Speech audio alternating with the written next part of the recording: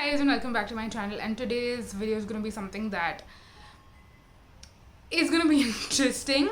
I feel like I've done videos like these before, like low bias slash no bias, like yearly stuff. This is probably the one that I have like put the most thought into, and like it's not one that I just sat down one day. I'm like, okay, this is my list, and I just made the video.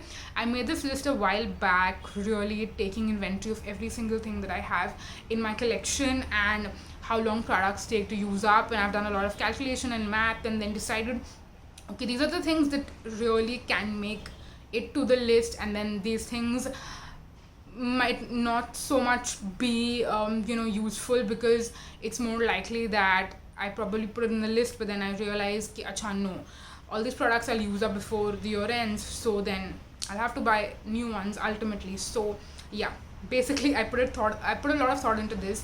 But in today's video, I'm going to share with you like products and specific product categories that I'm going to be on a no buy slash low buy for 2022, majorly because I feel like I do have a lot of different products in my collection right now. They might be a lot of backups of a particular specific product, or it might just be that I have a lot of products in this specific category, and maybe it's something that I don't go through as quickly as well. So I could easily spend the whole of 2022 not needing to buy any more products in these particular specific categories. So yeah, that's what I'm going to be talking about, because I feel like I have a lot already in my collection which I want to use up first. I'm just going to stay away from buying new products in these specific categories. So in case you want me to try out any products in these specific categories, I may or may not be able to in 2022, depending on if I decide to buy or not, and we're gonna stick to not. So yeah, that's what this video is gonna be about. I feel like I could have made the intro way shorter, but then I just kept blabbering. Anyways, let's not continue blabbering any further longer, and let's dive right into it. The first product category is one that I feel like I was also kind of in a no buy in 2021 for, but we still haven't been able to use up a lot. So the no buy is going to continue in 2022 as well, and I'm not going to be buying face washes. I feel like it's been a while since you've really seen me talk a lot about like face wash in specific, okay? And it's because yeah, I just have a lot. I feel like last year,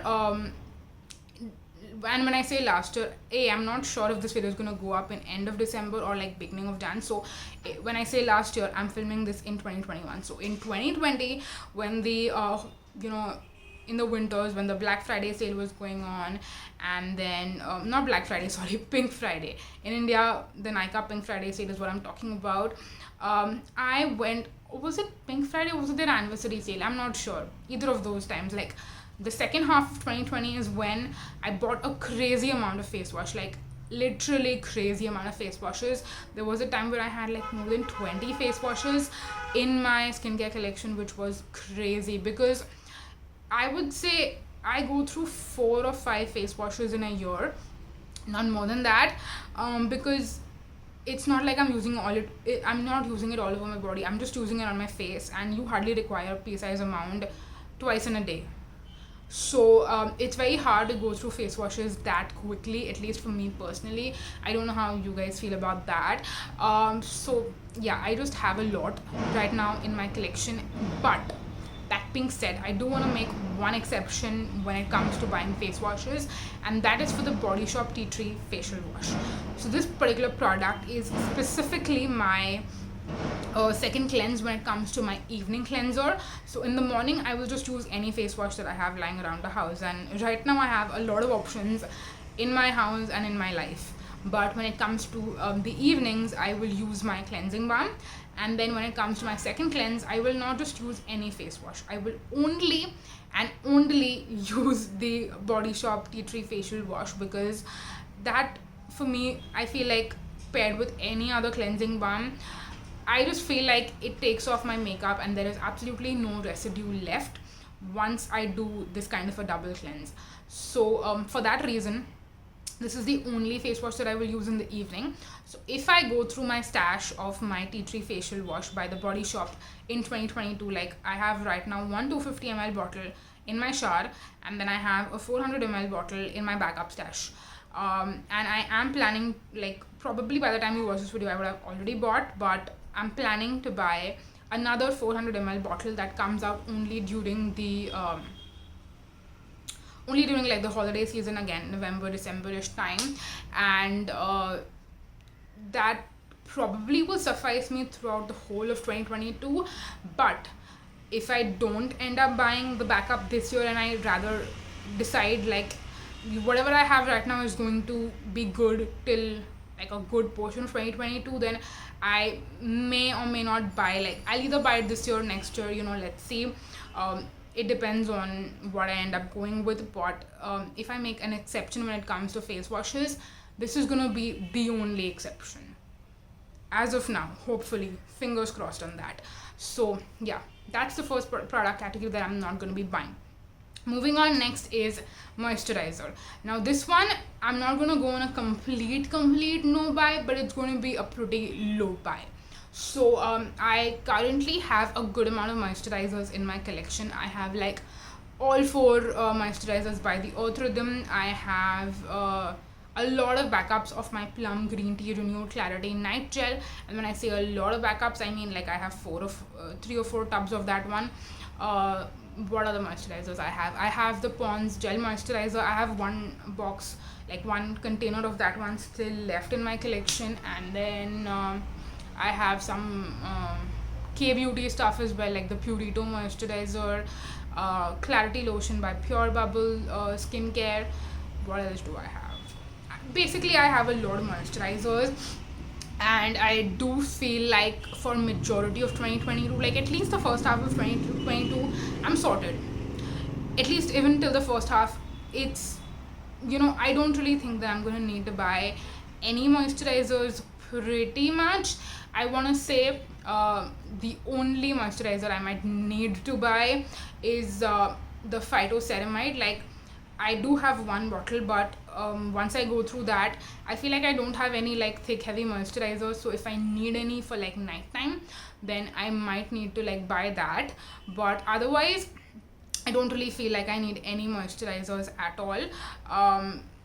Yeah, I'm sorted when it comes to like my gel moisturizer stash. I have a lot of options, and I just have a lot going on, so I'm not gonna need any more moisturizers, at least for the first half. And then I feel like once I go through my current stash and I'm maybe just left with like 1 or 2, then I might think of buying new ones.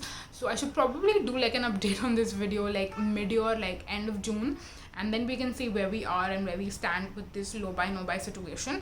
I think that would be a good idea, because at least for moisturizers, I feel like the first 6 months I should be on like a no buy, like a no not at all wala no buy.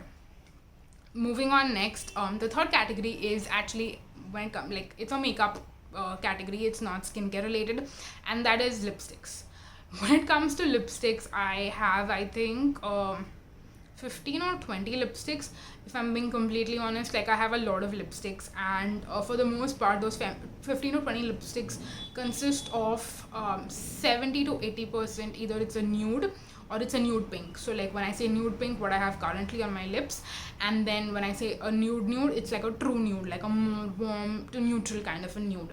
So 70 to 80% is just that, okay? I have like multiples of shades in different formulations, different brands, and then I have some bolder shades. Like I have one red, I have like 1 or 2 browns. That's about it, okay? That's about it. And the lipsticks that I use the most are my neutral and warm nudes, and then the pinks. So those are the lipsticks that I basically use the most, and I have so many options already in my collection that I don't understand why I will need to buy new ones. The only exception to this rule is going to be if I have a holy grail lipstick, like the Maybelline Superstay Matte Inks or the Pack Liquid lipsticks, or even what I have currently on my lips right now, Nykaa Bombay.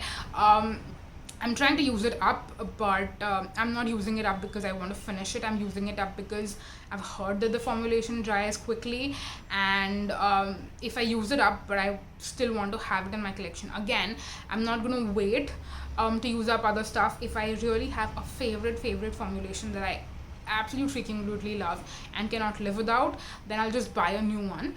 So yeah, this is the only exception that I'm gonna make, is that if I absolutely love a lipstick so much that I cannot live without it, I'm not gonna punish and torture myself. I'll just buy a new one.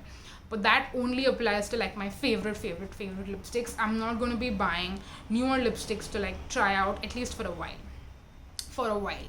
So yeah, we can again maybe do an update of this one in the mid of 2022, so like June, and in that update we can see how many lipsticks I have left in my collection, and if it's worth buying and trying out new ones. So yeah, that was the third category, lipsticks. Moving on to the fourth category, and this is again another makeup category, and again this is one that I haven't really bought much in a while. I think the last time that I bought, so I'll tell you what the category is first. I'm talking about face products, so not like base products, but like face products. So that includes blush, bronzer, highlighter, and contour. So I think the last time that I bought something in this category was I think 2020, or was it beginning of 2021? I feel like the whole pandemic was a blur, so I don't remember if it was end of 2020 or beginning of 2021. But I bought a Calabar blush, the Matte Illusion blush in the shade Veiled Merlot, and that was yeah, I think it was 2021. It was mid of 2021, so like during the second wave, I'm pretty sure. Or was it the first wave itself, like the end of the first wave? Again, like I said, the whole pandemic was a blur, timelines are blurred, I can't tell, but I think that was the last blush purchase that I bought, and then I haven't bought a bronzer or even like highlighter. I bought the Faceless one, but then that also I feel like was a while back.